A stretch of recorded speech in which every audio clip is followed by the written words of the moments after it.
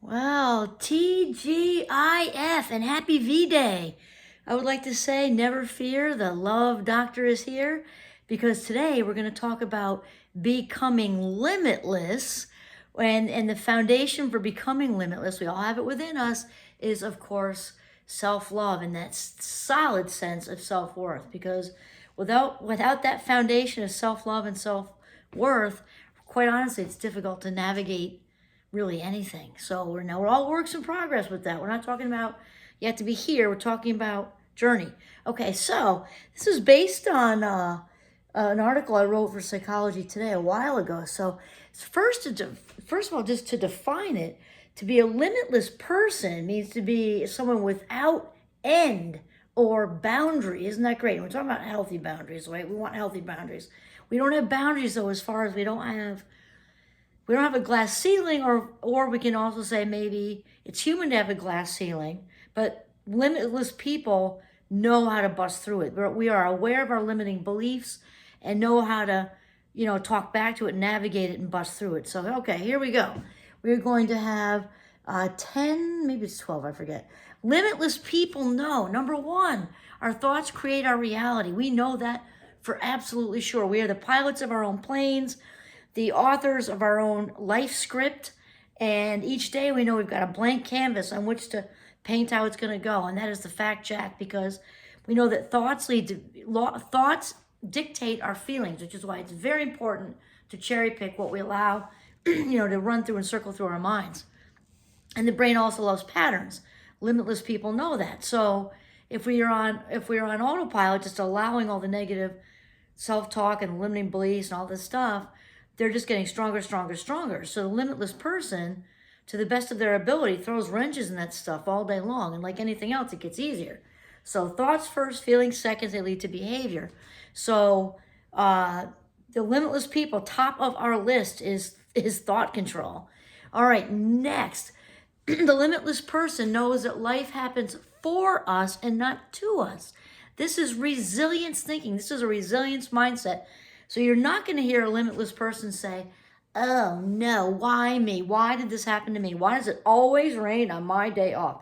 Using words like always and never and everyone and nothing that don't exist in reality, kind of absolutes. Why does it always rain on my day off? Like the clouds have a conspiracy or something. That's pessimist language. Limitless people are optimists. So for the pessimist, things are personal, pervasive, and permanent, right? So the pessimist thinks, why me? It's my day off. Like the clouds have a conspiracy. Why does it happen? I'm only my day off. So the limitless person does not take things personally. There's a big world out there. Things happen. We don't take it personally the high majority of the time. Pervasive means that, whatever said life thing that happened is now going to impact every single aspect of our whole life. Well, that's pessimist language. We optimists and limitless people, there's big overlap there, obviously, do not look at things that way. This life thing happened. We're not saying it's easy. It might be really, really, really, really hard. Difference is we know that it will pass, for one. And the second one is it's an opportunity for growth. Now, is that a tough sell when we're in the mud? Of course it is. A limitless person is not saying, gee, I'm so glad I had this loss of a family member. No, of course not. Absolutely not. Still, it's something that we go through. We get that. We get that it will pass. It's not permanent in the sense that the person's gone, but the feelings and the grief and all that is not permanent. That too will pass, and there's growth in it. So what was the last thing? Permanent. Okay, so pervasive, permanent. So we look at things as, again, this too shall pass, and growth and opportunity. Okay, operating from a place of lack only attracts more lack. Okay, so limitless people have an awareness that you can say God, the universe, however you want to say it, that abundance is infinite. There's no cap on how many good things can land in our laps. There's no limit. So since it's the universe, God, however you want to say it. So think of it like a big old pizza pie, right? We wouldn't take, let's say there's 4 people at the little dinner thing, okay, or lunch thing. We would take, usually there's 8 pieces. So 2 pieces you take. You wouldn't probably go for a third unless you ask people, does anybody want any more? It's kind of sitting there. If no one else wants it, I'll have it. Okay, that's what you do to be polite in a lunch situation. In the universe situation, though, there's endless pizza. So you can have the third sight, fourth, fifth, sixth, seventh, eighth, ninth, 10th, because it doesn't affect anyone else's abundance. It doesn't affect anyone else's abundance at all. And the limitless person also knows not to feel guilty about all the good things they have. Because here's the thing, we can only be as happy and successful as we feel we deserve to be. That's just the truth. And Wayne Dyer talks about this. Now, he talks about in all different circumstances, if you know, and I don't, this, it's going to sound harsh, but it really, if you think about the deep meaning behind it, it isn't.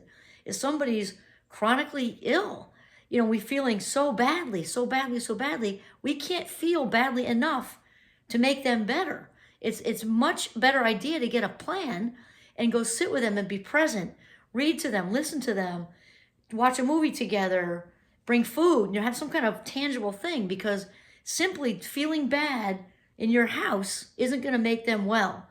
People who don't have their basic needs met, don't have enough money, don't have whatever, he says this, we can't feel badly enough to make someone underneath, you know, wealthy or something. Now, can we get a plan again? Yes. Can we donate stuff? Can we start a foundation on a bigger level? There's all kinds of things we can do for action, but feeling guilty about what other people don't have does not make them have whatever it is they're missing. And that's important, because one of the biggest blockers to abundance is guilt. So if we're walking around feeling guilty for being wealthy, whatever that wealth is, it can be health wealth, which is the biggest one, right? The first, I think Ben Franklin said that, right? The first wealth is health. Or it's financial wealth, it's lots of children wealth, it's whatever it is. We want to, you know, open and receive that gift with the biggest thank yous out there, back to God, the universe, however you believe, because that's how it keeps coming to us. When we are focused on what's missing, guaranteed more of what's missing is going to be missing. Like this, that's how it works. When we respond to the universe with lack, we attract more lack. We focus on the negs in the bank account, we're going to stay in that place of scarcity. It's just how it works. We celebrate the $2 bills, maybe there's a male and a female, they got together and make little baby $1 bills. Great, focus on that image. But lack attracts more lack. It's just the truth. And no matter how things are and how tough it can be, and it can be really, really tough to be grateful at times when life throws us curveballs. There's always something we can be grateful for. And with my students, I used to say to choose the default gratitude, because when those days get hard like that, for me, it's my eyesight. My youngest brother-in-law, he's blind, and so I think, and he's in a good mood 99% of the time. So if it's a tough day or whatever, I'm just like, wow, I can see. I can get in the car and have the freedom to drive. I can see the sunset. I can see the huge snow in the yard. I can see enough to pet Giovanni and take him on a walk. Blah, blah, blah, blah, blah. So default gratitude is great to have. Just added that in for more bang for your buck here. Okay, so there we go. The next one, coincidentally, I must have had that in my head. The key to happiness is residing in a place of gratitude. Limitless people, we know that. Personally, I'm like, oh, I haven't started a new gratitude journal actually, because I just finished my other one yesterday. So it sits right there. I got to walk by it to get out the door. A windowsill is another good place to have it. And 3 things I am grateful for, I am grateful for, I am grateful for. And you got to have the words I am grateful for, because the neurons need guidance to know what to do. People think gratitude's all woo-woo, touchy-feely. You can make it that. But as someone who studied, you know, cognitive psychology, I have my doctorate in that, I'm all about the neurons. And they're like little toddlers. You got to constantly redirect. No, go this way, not the negative Nelly way. No, go this way. I'm grateful for, I'm grateful for, I'm grateful for. Not just my golden retriever, my house, my health. You have to say, I'm grateful for my golden retriever, right, G? I'm grateful for my house, I'm grateful for my health, because that's in the neurons. Then after about 21 days, that comes from Charles Duhigg's book, The Power of Habit. After about 21 days, the habit will shift and stick. Well, it's an average, so around 21 days, you'll start to see more positive without even a lot of effort. And then the more you keep up with it, less effort it is. Just like playing guitar, you get the calluses at first when you start playing guitar. Before long, calluses disappear. You play in Margaritaville. Same thing with gratitude. It'll come easier and easier and easier. You'll see more positive in your life. It is the master key to happiness. Next one, we must get rid of the junk. Wayne Dyer talks about this a lot. And also Maria Konnikova is the author of Mastermind, a book I used to use in my cognitive psychology class, which is, she talks about the brain attic. And you picture like a regular attic. It gets dusty. You got all kinds of crap up there you don't use anymore. Boxes full of yuck. Probably a ton of arachnids and other icky stuff. And guess you got to get rid of that. Limitless person knows to let go of old unfavorable memories as much as you possibly can. Or at least, because you know, there's not like a delete button you can hit when stuff happens to you. So let's say, let go of the power they have over you, because they might still exist like a little skeleton, but to let go of that power, a lot of forgiving of self and other people, and moving on and letting go. And just use those old, you know, we're not into retrieving old memories that don't work for us anymore. Because the memories we are aware of, bringing, you know, bringing the attached emotion with them. So if somebody did whatever to you, even if it's legit, we're not saying that, but it pissed you off back in, you know, 2015, and you're thinking about it in the car on the way to work now, there went your life minutes on this day, at least for part of it, because that's long since over. The limitless person knows that. Doesn't say whoever gets a password, of course they don't. But now they're living rent-free in your head, sitting on a couch in your mind, like your mind's, you know, little one, you know, suite there with their feet up on your coffee table, watching your flat screen and eating your awesome Girl Scout cookies. Why would you let them do that? They're taking even more from you now. Okay, failure doesn't exist is the next one. The limitless person knows that failure does not exist. I'm going to use the Wayne Dyer definition for this one. The reason Wayne Dyer, gosh, I love that guy, says failure doesn't exist is because listen to this explanation. It's great. We are all human beings. We can agree on that. We are all moving around, interacting. We can agree on that. And we are all producing results from whatever it is interaction, whether it's a conversation, it's a work project, it's a school project, we're mowing a lawn. I mean, whatever it is, we're moving around, interacting, and producing results, right? Well, here's the thing. That's all we're doing. Sometimes we perceive it to be negative. Other times we perceive it to be positive. And then we make decisions based on the results that we produce. That's really it. And often what we perceive to not be working for us are negative, and it might not be working for us. You know, we didn't take the proper precautions, and, you know, cut ourselves with something while we're doing slicing the bushes or whatever. You know, things happen. And the growth experience in it is, don't do that again. Read the instructions, or have somebody who knows what to do help you or whatever. And in relationships too, we learn, it's painful as it can be. Getting in relationships with toxic people, whatever. It's all learning experience. It's not like it's a failed relationship. You were in the relationship. You did the best you could. You produced results. They didn't work for you. Maybe not for the other person either. Maybe even you perceived yourself as being set back a bit. Maybe you were. Now you know which direction to go. You're being pointed in a new direction. So failure does not exist. Next one. What we resist will persist. That came from Carl Jung, brilliant psychoanalyst from the 30s, I think. So he says, limitless people do not fight with the universe. I mean, no, we just don't. We reside in a place of non-resistance and allow life to unfold as it's meant to. You might be saying, oh, that's easy for you to say. No, I mean, no. Well, here's the thing is, it can be counterintuitive because we really want to dig our claws in sometimes. You don't want the relationship to be over. You don't want the job to be over. You don't want to be in the whatever, the college, the major, the thing, and you're resisting it. You don't want to be in that friend group anymore. Whatever it is, we resist, or they don't want you, whatever. Resisting letting go of it, it just gets bigger and bigger and bigger, like a snowball in March. You're just wet, bigger, heavier, awful.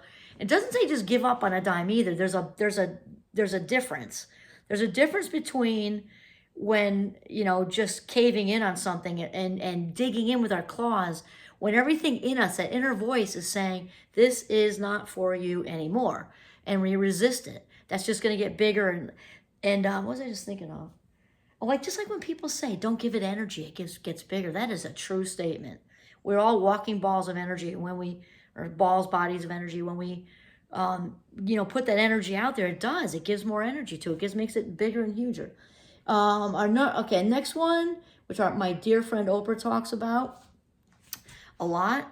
I love her. She's not aware that we're good friends, but we really are. She has done so much for the world. Okay. She says, and I say, and lots of people say, limitless people know that it is our number one job to keep ourselves filled up. And people say, oh, she's so selfish. And Oprah said this once, oh, she's so full of herself. She's like, that's a compliment, because there's good selfish and bad selfish. Good selfish is when we are keeping ourselves energized and filled up and doing what makes our heart sing, and eating properly the best we can, sleeping the best we can, walking out in the woods, doing whatever you do to be outside and to stay, all that stuff. Relationships, putting energy into relationships, enjoying dinner with people, the whole thing. And bad selfish is just, looking to get our own needs met, not caring about leaving people hanging and stuff. Like, I'm a big fan of calling in well. I've done reels and videos on that too. Doesn't mean you do it on a day when you have a project and you're part of the team and people are depending on you, unless you're flat on your back sick.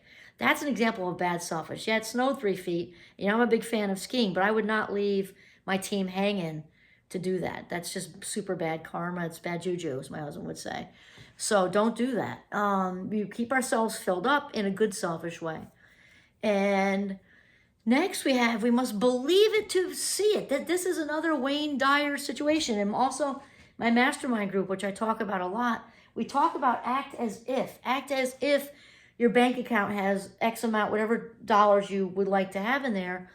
Act as if it's already happening. You want that amazing soulmate to walk into your life. Act as if that's already happened. And we do that by being that loving person. That's love attracts love, being that loving person. Act as if you're already wealthy, regardless of what wealthy means for you. It might be a certain amount of money per year in your salary. It might be a higher, whatever it means for you. It might mean the house, might mean the house and the kids. It might be the house, the kids, and the golden retriever. There he is right there. I don't know if you can see him. He's on the floor. Anyway, we have to act as if. And then when it happens, I think Brooke Castillo said it well, when you eventually kind of land with whatever it is your heart's desire is, somebody asked her, well, how did it feel when she landed on her big amount of money she was trying to make? She said, I was so used to acting as if it felt like Tuesday. Isn't that great? Limitless people know that.